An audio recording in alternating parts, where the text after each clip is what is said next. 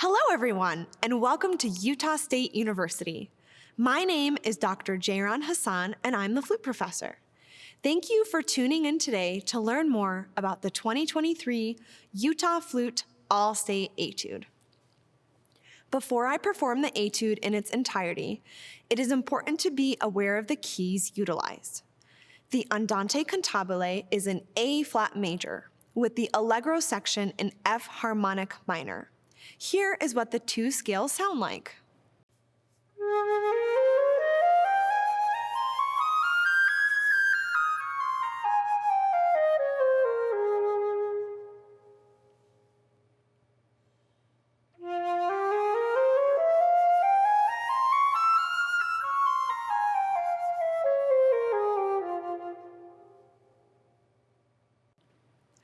Also, it is important to note the tempo markings of the two movements and translate any words you may be unfamiliar with, like poco rubato.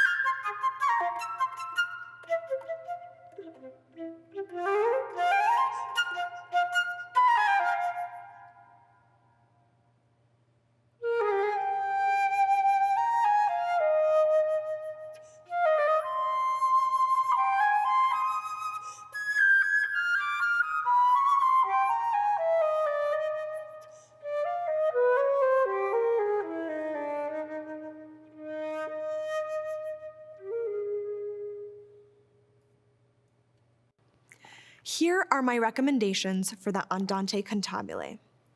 Make sure the first bar is not the downbeat. The 30-second notes are actually pickups, so the stress of the meter is on the G above the staff in the next bar. Phrase to the G. The same thing applies in the pickup to bar 3. Use the 30 seconds to phrase to the high C. You can sneak in a breath after the E flat in bar 2, but definitely breathe after the third beat of 3, the high E flat. In bar 4, or any other time something similar is written, use the lower 16th notes to help your phrasing. The upper notes will always stick out, but if you can think of a crescendo in the lower notes to help match the volume of the upper notes, the bar will end up being more balanced and even. This is what that sounds like.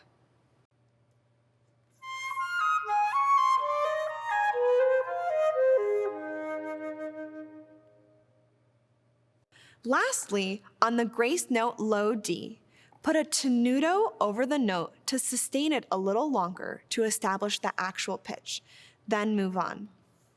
The Allegro section can look quite overwhelming at first, but with these tips, I hope you can find the ease and beauty in it. The meter of 5/8 can be tricky because it is not an even meter. This etude is composed in beats of 3 plus 2, 3 beats followed by 2 beats. Unlike 6/8, the meter is not even. Here is the best way to feel the meter. 1, 2, 3, 1, 2, 1, 2, 3, 1, 2, 3, 1, 2, 3, 1, 2, 1, 2, 3, 1, 2, 3. When switching back into 6/8, remember that the two meters should not be equal, but should be felt similarly, especially the first big beat.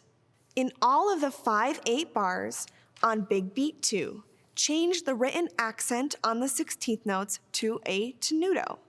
This will make the rhythm feel accented while also preventing the rhythm from rushing. Here is what that sounds like.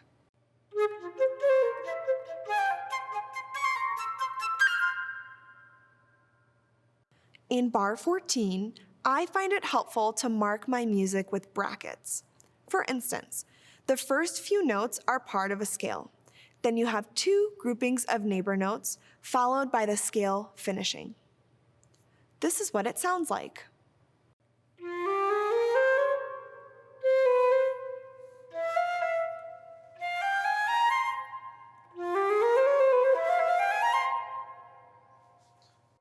To prevent rhythmic inaccuracies, practice bars 19 and 20, filling in the 8th note rest with the previous note.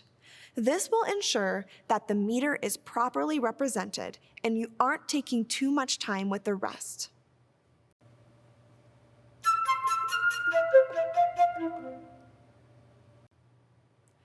When you remove the repeated note, feel the 8th in your pulse as you are resting to keep the flow of the rhythm.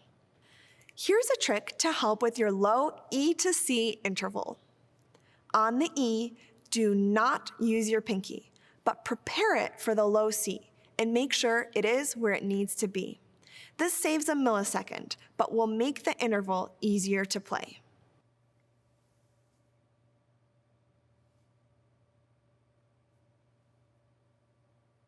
Overall, a few things to consider are dynamic contrast, tempo, and meter accuracy. Good luck and thanks for listening. If you have any questions, please feel free to email me at j.hasan@usu.edu. Thank you!